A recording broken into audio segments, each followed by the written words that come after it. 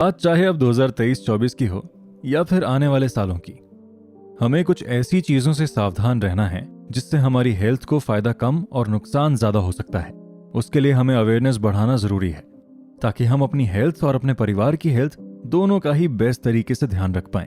आज के टाइम में इंटरनेट पर हर चीज का सोल्यूशन सेकंड्स में मिलता है, पर वो सोल्यूशन किसी काम का है भी या नहीं, उसके बारे में ही ये पूरा डिस्कशन है। मैं एक फिटनेस कोच और न्यूट्रिशन एक्सपर्ट हूं जो कि हेल्थ इंडस्ट्री में एक्टिवली पिछले 5 साल से काम करता आ रहा हूं। मैंने ऑफलाइन और ऑनलाइन दोनों मेथड्स के थ्रू 300 से ज्यादा लोगों को कोच किया है हर एज ग्रुप में। एंड इस शो के थ्रू मैं आपको ये बताना चाहता हूं कि बहुत सी ऐसी चीजें होती हैं जिनको अवॉइड करने में ही हमारी भलाई है।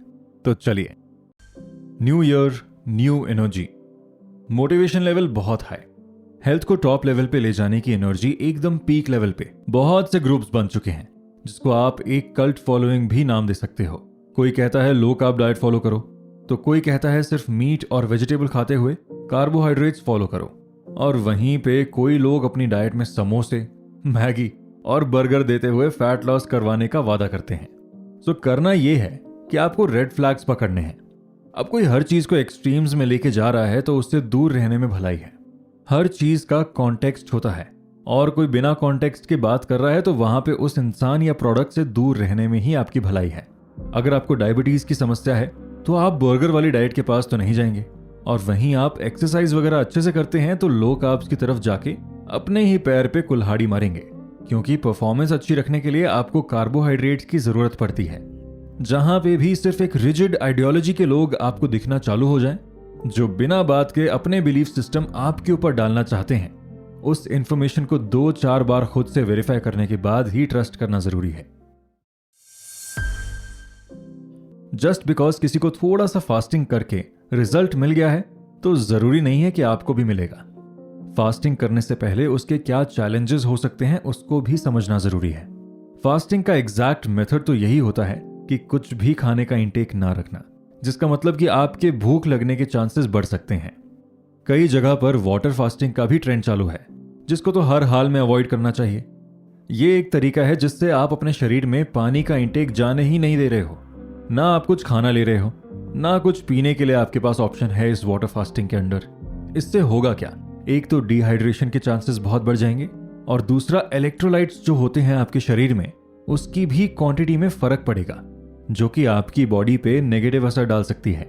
तो आपको वाटर फास्टिंग से बिल्कुल दूरी बना के रखनी चाहिए। मान लीजिए आपका सेल्फ कंट्रोल अच्छा है एंड वो अचीव हो गया, then good for you. But अगर आपको मालूम है कि आपकी हैबिट्स कुछ भी कभी भी खाने की हैं और वहीं पे आप खुद को इतना देर तक खाने से रोक नहीं पाओगे, तो एंड में होगा क्या, आपको जैसे ही मौका मिलेगा तो बिंज ईटिंग यानी एक ही बार में इतना खाते चले जाना जब तक मन को शांति ना मिले। और जब ये चीज हो जाएगी तब जितना खाना अवॉइड करने का सोचा था दिन का, वो तो होगा नहीं, और साथ ही साथ उससे ज्यादा खाने का इंटेक भी हो जाएगा। ये तो था एक कॉमन सा जाना माना डिसएडवांटेज ऑफ फास्टिंग। फास्टिंग करने का फंडा लोग प्राइमरीली वेट लॉस या फैट लॉस में सजेस्ट करते हैं। वेट लॉस तभी होता है जब आप कम खाना खाते हो कंपेयर टू आप कितनी एनर्जी बर्न कर रहे हो। फास्टिंग बस एक जरिया है उसको करने का, बट आप नॉर्मली पोर्शन कंट्रोल करके भी वही सेम रिजल्ट्स अचीव कर सकते हैं, इफ नॉट बेटर रिजल्ट्स, जो लॉन्ग लास्टिंग रहेंगे।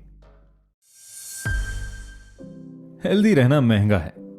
ऐसी बातें जो करता है उसको अवॉइड करना ही बेहतर रहेगा, हमारी सेहत के लिए भी और हमारे परिवार की सेहत के लिए भी। आज की एज में खाने या पीने की आइटम्स की कोई कमी नहीं है। ऑलमोस्ट हर वैरायटी की चीज रीजनेबल प्राइसेस पे अवेलेबल है।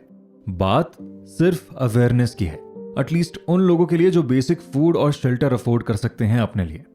फियर मॉन्गरिंग एक टर्म है जो कि मार्केटिंग में काफी यूज करते हैं लोग। इसमें किसी एक चीज को नीचा दिखा के दूसरी चीज की सेल्स बढ़ाने की कोशिश की जाती है।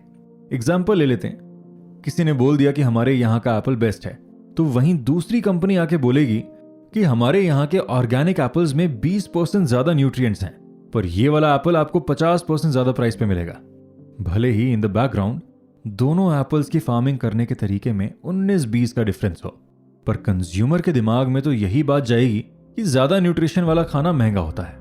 और रही बात हेल्थ की, तो कई सर्वे से यह भी मालूम चला है कि 73% अर्बन इंडिया प्रोटीन डेफिशिएंट है, जहां पे लखनऊ, कोलकाता, चेन्नई और मुंबई जैसे शहर भी शामिल हैं। इन सिटीज में जो वर्किंग वुमेन हैं या फिर जिनकी फैमिलीज भी हैं, उन लोगों को भी प्रोटीन डेफिशिएंट पाया गया है। इनमें से बहुत से लोग अफोर्ड कर सकते हैं अपनी मिनिमम जरूरतें हेल्दी चीजों की, पर फिर भी नहीं कर रहे। हमें अपनी सेहत का बेस्ट ध्यान रखने के लिए सबसे महंगी सब्जी या सबसे महंगे फ्रूट्स खरीदने की नीड नहीं है, पर जो चीजें अवेलेबल हैं उसमें स्मार्ट चॉइसेस लेने की जरूरत है। ब्रोकली खाना सबके बस की बात नहीं है और सबको इसे खाने की जरूरत भी नहीं है। सेम लॉजिक आप किसी और भी फूड प्रोडक्ट पे लगा सकते हैं। हर ऑप्शन का थोड़ा सा रिलेटिवली कॉस्ट इफेक्टिव सब्स्टिट्यूट आसानी से अवेलेबल है, जैसे कि आपकी सीजनल वेजिटेबल्स, जो चाहे अब गर्मी में आए या फिर सर्दी में, वो अच्छे प्राइस पे मिल जाती हैं। जितनी ग्रीन सब्जी की वैरायटी रखी जाए अपने खाने में, वो भी एक मेजर तरीका है अपनी अच्छी हेल्थ के लिए कदम लेने का। थोड़ा सा स्मार्ट रिसर्च करने के बाद सारी चीजें ऑटोमेटिकली क्लियर हो जाएंगी कि प्रॉब्लम महंगाई की उतनी ज्यादा नहीं है जितनी अवेयरनेस की है इस समय में। जब भी हम कुछ नया शुरू करना चाहते हैं, चाहे अब वो वेट लॉस हो या फिर वेट गेन, तब हम ये तो जरूर चाहेंगे कि जो हमारी मेहनत लगे इसको अचीव करने में, उसका रिजल्ट भी जल्द से जल्द मिल जाए। लेकिन हमेशा जल्दबाजी करके गलत डाइट या वर्कआउट फॉलो करना ही बेस्ट ऑप्शन नहीं होगा। लेट मी टेल यू ऐसा क्यों।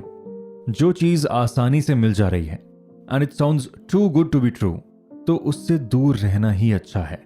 बहुत से लोग 1 महीने 2 महीने में 10 से 20 किलो वेट लॉस की गारंटी देते हैं, पर उसके लॉन्ग टर्म कॉन्सिक्वेंसेस ना आपको पता है और ना वो प्रेडिक्ट कर पाएंगे। जो चीज आप 1-2 महीने में करेंगे, क्या आप वो लाइफ टाइम मेंटेन कर सकते हैं? अगर उसका जवाब नहीं है, तो यू नीड टू रीथिंक कि इतना एक्सट्रीम और अग्रेसिव अप्रोच लेके फायदा होगा या फिर नुकसान। ओबेसिटी और वेट लॉस के अराउंड हर समय स्टडीज और रिसर्च होती हैं, और उसमें से एक स्टडी जो यूएस में की गई थी, उसमें यह नोटिस किया गया था कि लोग जितना वेट लॉस करते हैं, उसका ऑलमोस्ट हाफ वेट दोबारा से गेन कर लेते हैं एक ही साल में, और कई लोग तो पहले से भी ज्यादा वेट रीगेन कर लेते हैं कुछ समय के बाद ही। पर ऐसा होता क्यों है? वो इसलिए क्योंकि जब तक आप सस्टेनेबल अप्रोच नहीं ढूंढेंगे जो आपकी रूटीन और लाइफस्टाइल को सूट करे, तब तक आपको कोई भी लॉन्ग लास्टिंग रिजल्ट्स नहीं मिलने वाले हैं। और इसी के ऑपोजिट साइड पे वो लोग आते हैं जो कंसिस्टेंटली बेस्ट डाइट और बेस्ट वर्कआउट ढूंढने के चक्कर में साल गुजार देते हैं, और एफर्ट के नाम पे सिर्फ गूगल सर्च होता है। आपको उस साइड पे भी नहीं शिफ्ट करना है। एक्शन लेने वाले अगर गलत एक्शन लेंगे तो भी दिक्कत है, और एक्शन जो नहीं ले रहे हैं वो भी दिक्कत है। अगर आपको बेस्ट डाइट वर्कआउट प्लान ना भी मिले, तब भी आप बेसिक चीजों से शुरुआत कर सकते हो। परफेक्शन के सर्च में इनिशियल एफर्ट्स ना डालना ऑल्सो डजंट मेक सेंस। अगर आपको पता है कि रोज 1 घंटा वॉक करने से आपकी सेहत बेहतर हो सकती है, लेकिन फिर भी अगर आप अपना टाइम ऐसे सवालों में वेस्ट कर रहे हैं, जैसे कि 1 घंटा किस टाइम निकालना है और किस खाने के बाद चलना चाहिए, तो इससे बेहतर है कि पहले आप चलना चालू करें और समय के साथ उस स्ट्रैटेजी को रिफाइन करें।